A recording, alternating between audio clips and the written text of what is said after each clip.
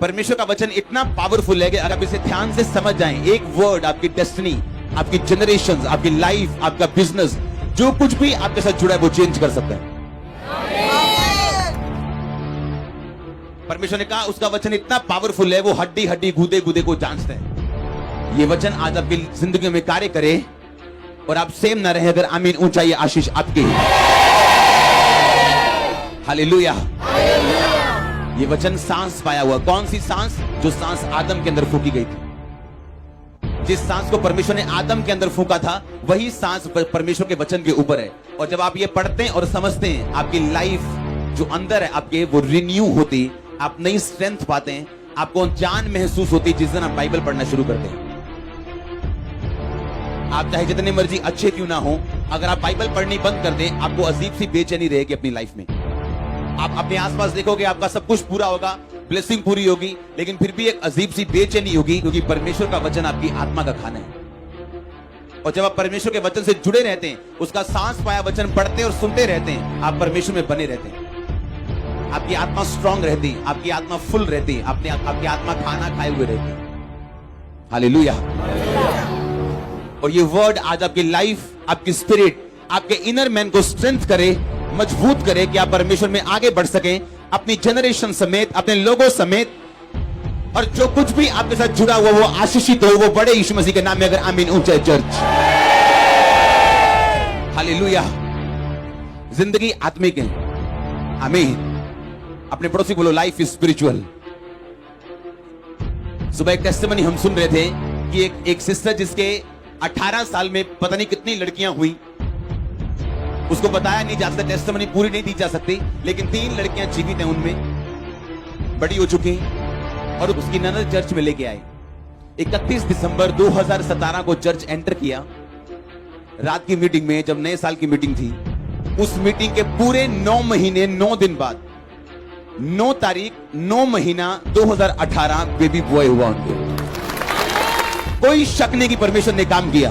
18 साल जो डॉक्टर नहीं कर सके, दवाइयां नहीं कर सके, तांत्रिक नहीं कर सके कि दवाई खाओ, कभी बेटा हो जाए, कभी इधर जा, कभी उधर जा। बेटियां मर गई, कुछ जीवित हैं, कुछ मर गई। लेकिन जब जैसे ही चर्च में फर्स्ट टाइम एंटर किया 2017 में, लास्ट मीटिंग 31 दिसंबर नाइट वाली, और जब मीटिंग से वापस गए तो प्रेग्नेंट थे। और 9 महीने 9 दिन लगते हैं बेबी को बाहर आने में, और 9 महीने की 9 तारीख 2018 बेबी बॉय आज गवाही के साथ थे वो। और इस गवाही से मालूम होता है कि परमेश्वर, ये गवाही सारी शक दूर करती है कि ये कैसे पॉसिबल है जो 18 साल में नहीं हुआ। 2000 सन में मैरिज हुई, और मैंने चर्च को बोला हाथ उठाओ जो लोग 18 साल से नीचे हैं। तो कितने यूथ था जो हाथ में खड़ा था कि हमारी उम्र 18-20 साल से नीचे है।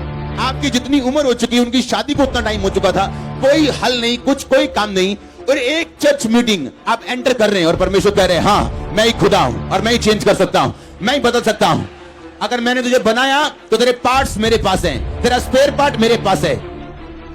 आप जानते हैं इसलिए डॉक्टर्स के पास कुछ चीजों का इलाज नहीं है, डिप्रेशन का इलाज नहीं है, बीमारियों का उसका इलाज नहीं है, उसका इलाज परमेश्वर का लहू है।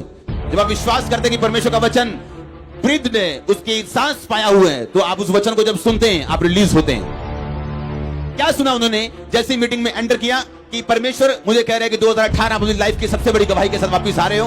आमीन बोला, घर गए तो प्रेग्नेंट थे, और बेबी बॉय जो कभी नहीं हुआ था 18 साल में। पता नहीं कितनी लड़कियां हो गई। लड़की या लड़के में परमेश्वर फर्क नहीं समझता, लेकिन अगर आपको लड़की चाहिए तो ये आपकी प्रेयर है, लड़का चाहिए तो आपकी विल है। परमेश्वर आपकी लालसा को पूरी करता, बाइबल कहती। धर्मी की लालसा को वो तृप्त करता है, बाइबल कहती। मांगो तो दिया जाएगा, बाइबल कहती। तो हम कौन हो सकते रोकने वाले? अगर वो आपकी प्रेयर है तो बेटा चाहिए, बेटी चाहिए। आमीन। और 18 साल बाद, और परमेश्वर दे भी कब रहे, क्योंकि एक ह्यूमन प्रेगनेंसी, एक इंसान की प्रेगनेंसी है जो वो 9 महीने और 9 दिन की। और परमेश्वर बेबी भी कब दे रहा है? 9 तारीख 9 मंथ 2018 मीटिंग में आने के पूरे 9 महीने 9 दिन बाद बेबी बॉय आज यहां बैठा था। हालेलुया। क्या आपको इस बात से समझ नहीं आती कि क्या हो गया चर्च में एंटर करके? क्योंकि बाइबल कहती परमेश्वर का वचन 2 धारी तलवार की तरह है, वो छेदते हैं, आपकी इच्छाओं को जानते हैं, छेदते हैं आपको, हड्डी हड्डी गूदे गूदे को अलग करते हैं। आपके जो व्हाइट सेल हैं, जो बॉडी से लड़ते हैं, जो बॉडी की बीमारियों से लड़ते हैं, वो हड्डियों के गैप में बनते हैं, हड्डियों के बीच में बनते हैं। और परमेश्वर ने कहा वो हड्डी हड्डी को चीरते हैं, उसे मालूम है कहां क्या करना है। मेडिकल साइंस भी इस बात का सबूत देती है कि बाइबल ट्रू है, बाइबल सही है। आमीन। कितना आपको वचन से जुड़े रहना चाहिए। जिंदगी क्या है? आत्मिक है। क्या है जिंदगी? आत्मिक है। परमेश्वर ने कहा तुम पवित्र आत्मा की बाट होना, पवित्र आत्मा का इंतजार करना, क्योंकि जब पवित्र आत्मा तुम पर आएगा तो तुम सामर्थ पाओगे। हालेलुया।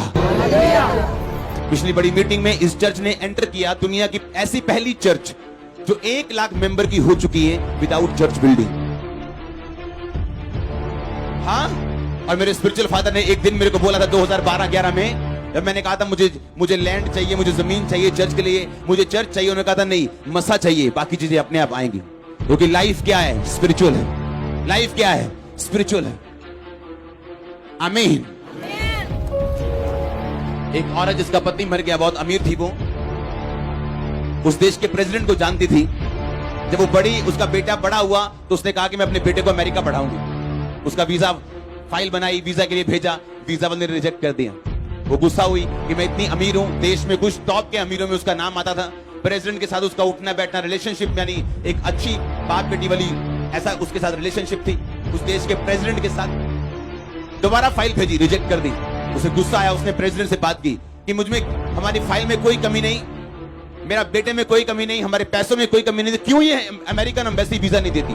उसने लेटर लिखा प्रेसिडेंट ने कि इसको वीजा दिया जाए, ये हमारे देश का रेपुटेशन, बड़ा अच्छी रेपुटेटिव लेडी है, तो इसको वीजा मिलना चाहिए। फिर फाइल गई, फिर वीजा रिजेक्ट हो गया। सुनो हुआ क्या? ताली क्यों बजा रहे हो? आपको मालूम है हुआ क्या? उस लेडी के ऊपर एक तांत्रिक, एक नेटिव, एक गलत व्यक्ति के द्वारा शब्द घोषित किए गए थे कि तेरा वंश कभी बाहर नहीं जाएगा या तू कभी भी सफलता नहीं देखेगी। ये उसके ऊपर वर्ड्स रिलीज किए गए थे, और उस वर्ड्स के कारण जो उसके ऊपर डाले गए थे, एम्बेसी काउंसिल कहता है जब मेरे पास ये फाइल आती, पता नहीं मेरे को क्या होता है। उसको मालूम था कि बिल गेट की फाइल को रिजेक्ट करने का मतलब है कि मैं अपनी नौकरी से हाथ धोऊंगा, और वो नौकरी छोटी मोटी नहीं होती, लाखों रुपए की तनख्वाह और बड़ी तगड़ी पोस्ट होती। फिर भी वो वीजा रिजेक्ट करता गया। कारण मालूम नहीं था, कारण ये था कि उस औरत के पीछे एक कर्ज काम कर रहा था। जब आपकी लाइफ के पीछे कर्ज काम करते हैं तो दुनिया आपके खिलाफ काम करती है। जब आपकी लाइफ के अंदर दुष्ट आत्मा काम करती है तो लोग आपके खिलाफ काम करते हैं। फिर लोग रोते हैं, मेरे बिजनेस पार्टनर ने मुझे धोखा दे दिया, फलाने बंदे ने मुझे धोखा दे दिया, हमारा रिश्तेदार हमें भुलाता नहीं, हमारे फलाना लोग हमारी हेल्प नहीं करते, मैं बड़े लोगों को जानता हूं कोई मेरी बात नहीं सुनता। किसी को अपनी बात सुनाने की जरूरत नहीं, किसी की सुनने की जरूरत नहीं। परमेश्वर के नजदीक हो जाओ, श्रापों को डांटो और काटो, और आप अपने आप ऊपर उठते जाएंगे, कोई रोक नहीं पाएगा उसको। हालेलुया। आप जानते हैं दाऊद जब वो सिकलग में था, लिखा उसकी बस्ती फूंक दी गई, और लोगों ने, दाऊद के लोगों ने, वो लोग जो कभी निराश थे, ऋणी थे, कर्जाई थे, और पहले शमूएल में निराश, ऋणी, कर्जाई, दूसरा शमूएल में वो शूरवीर बन चुके थे। हाँ, और वो लोग जब दाऊद पे मुसीबत आई, पता क्या बोले? दाऊद का साथ देने के बजाय बोले कि हम दाऊद को पत्थरवा करके मार देंगे, क्योंकि दाऊद के कारण हमारे परिवार मरे। आप जानते जब परमेश्वर ने दाऊद को परखा तो दाऊद, लिखा उसने अपने मन में परमेश्वर का वचन सोचा, बोला और हियाव बांधा। लूका 15 में लिखा जब उड़ाऊ पुत्र भाग गया था, और लिखा जब वो अपने आपे में आया सब कुछ गवा के, कहता आई विल अराइज, मैं खुद उठूंगा और अपने पिता के पास जाऊंगा। बाइबल कहती हर एक व्यक्ति अपना बोझ स्वयं उठाएगा। हर व्यक्ति अपना बोझ स्वयं उठाएगा, खुद उठाएगा। बाइबल ये कहती है, जब आप ये बात समझ जाते कि लाइफ इज स्पिरिचुअल, जिंदगी क्या है?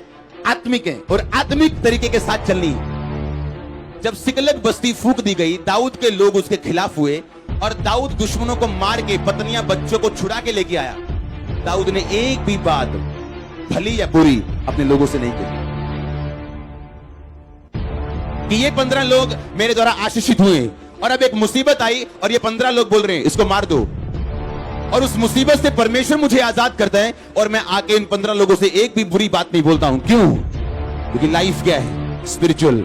मेरी आशीष, मेरी तरक्की, मेरा बचना परमेश्वर पे निर्भर करता है, इन लोगों पे नहीं। दाऊद ये बात जानता था। इसलिए उसने शिकायत नहीं की आके कि तुमने मेरे साथ ऐसा क्यों किया, तुमने मेरे साथ ऐसा क्यों किया। दाऊद जानता था कि हर एक चीज जो धरती पे हो उसका एक रीजन है और मैं किसी पे अपना रीजन नहीं डाल सकता। आप जानते हैं सबसे बड़ा फेलियर कौन है?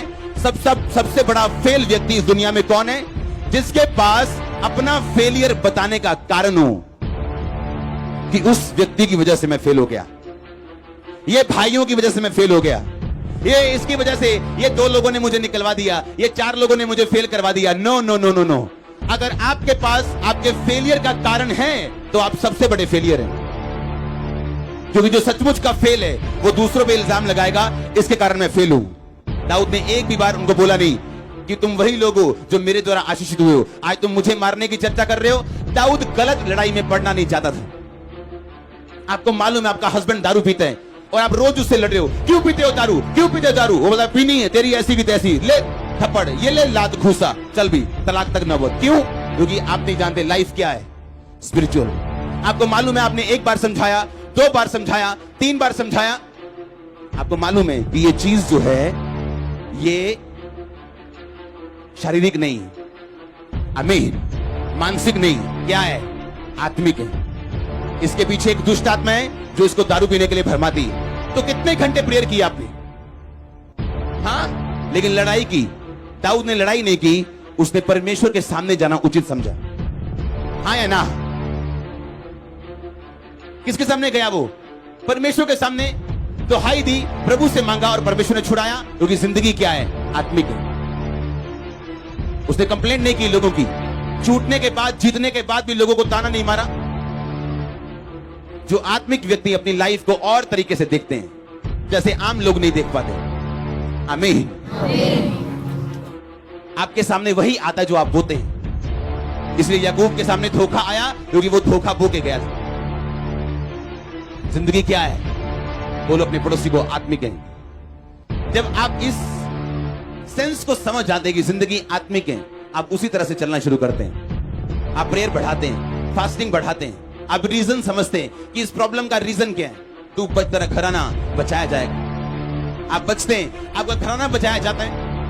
आप चुंबक की तरह हैं, जितनी प्रेयर उतनी पावर, और उतने पावरफुल होंगे आप और खींचेंगे ब्लेसिंग्स को, अपने परिवार के उद्धार को।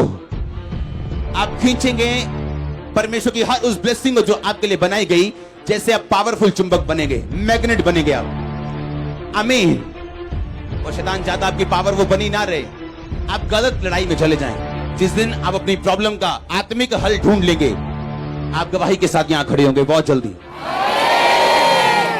लाइफ क्या है ये हमेशा समझना है, क्योंकि जब याकूब के मामा ने कहा, लाबान ने, कि ये ले भाई काली बकरियां और काली भेड़ें और काले उनके हस्बैंड, और जितने बच्चे वाइट पैदा होंगे वो तेरी तनख्वाह।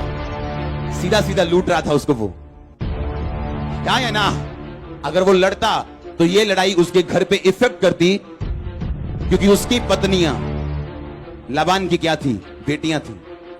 अब उसे मालूम था कि अगर मैं लड़ूंगा शारीरिक रीति से तो शैतान काम करेगा मेरे परिवार में और सब कुछ चौपट हो जाएगा।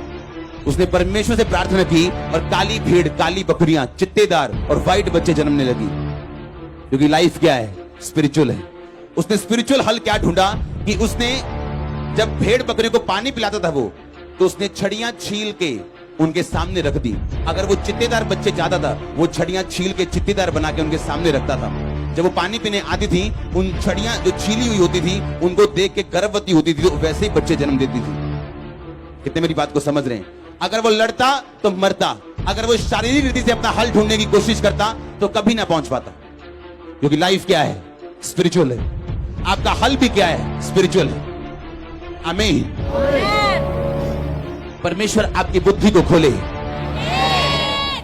आमीन। छोटा चर्च आपकी आईज ओपन करे। अगर आमीन ऊंचा चर्च।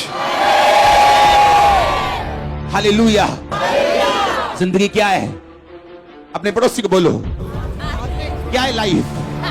स्पिरिचुअल है। लाइफ क्या है? जिंदगी क्या है? आत्मिक है। आमीन।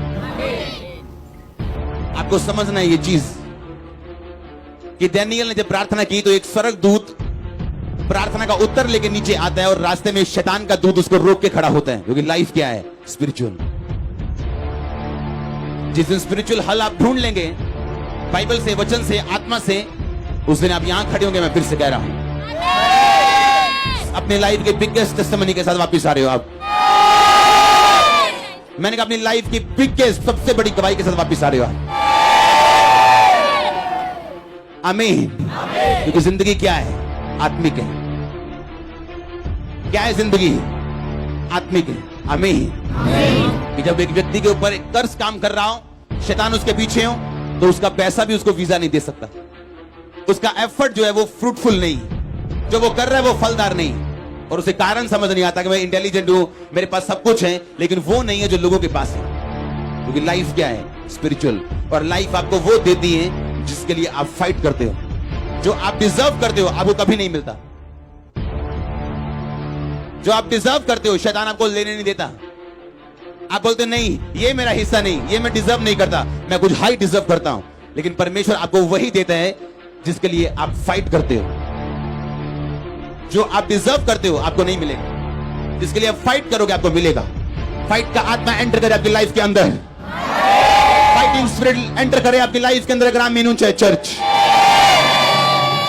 अपने पड़ोसी को बोलो आपको वही मिलता है जिसके लिए आप फाइट करते हैं। फाइट कर अपने परिवार के लिए, अपने लिए, और जीत यीशु मसीह के नाम में, यीशु मसीह के नाम में।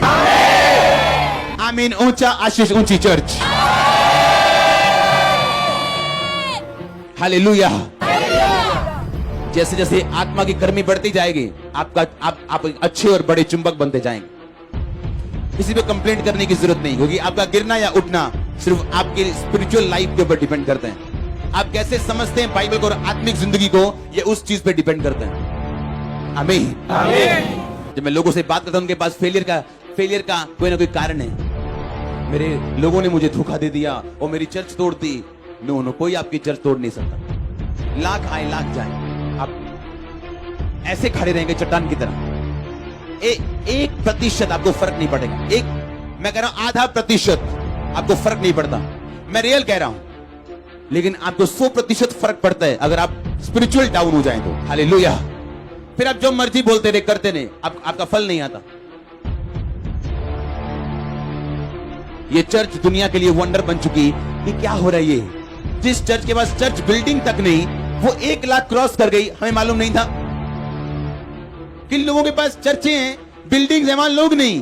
और ये कौन सी चर्च है जहां छत नहीं है, बारिश में लोग खड़े, ठंड में बैठे? क्या हो रहा है ये? लाइफ क्या है? आत्मिक है।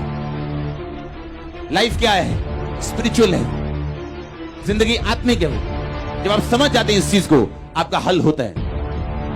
आमीन। आपका हल होता है।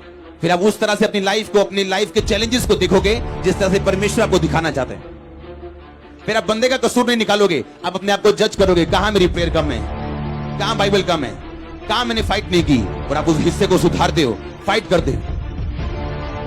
फिर आप लड़ते नहीं हो अपने पति अपनी पत्नी के साथ। आपको मालूम है कहां आपको फाइट करनी। आप घुटनों में फाइट करते हो। अगर आप घुटनों पर परमेश्वर के सामने बैठ सकते हो, दुनिया के सामने खड़े हो सकते हो। हाँ, खड़े हो सकते हो। जब पुलपिट पे लोग आते हैं तो प्रार्थना करते हैं कितनी देर। पुलपिट पे आने के बाद प्रार्थना करने का टाइम नहीं, अब काम करने का टाइम। हमें ये प्रे करने का टाइम नहीं, प्रे करने का टाइम पीछे। जब रातों को आप बैठते हैं, प्रार्थना करते हैं घुटनों के बाहर, आप बाइबल पढ़ते हैं, परमेश्वर के साथ टाइम स्पेंड करते हैं। पुलपिट पे आने के बाद आप प्रेयर नहीं करते, आप कमांड करते हो, शैतान जाता है। आप लेफ्ट बोलते हो, लेफ्ट जाता है, राइट बोलते हो, राइट जाता है, सामने बोलते हो, सामने जाता है। क्योंकि लाइफ स्पिरिचुअल है। आमीन। आपको समझना है, ये दिमाग में डालना है। ये जिंदगी क्या है? आत्मिक है। लाइफ क्या है? स्पिरिचुअल। वो नहीं है जो आप देख रहे हो इन आंखों से।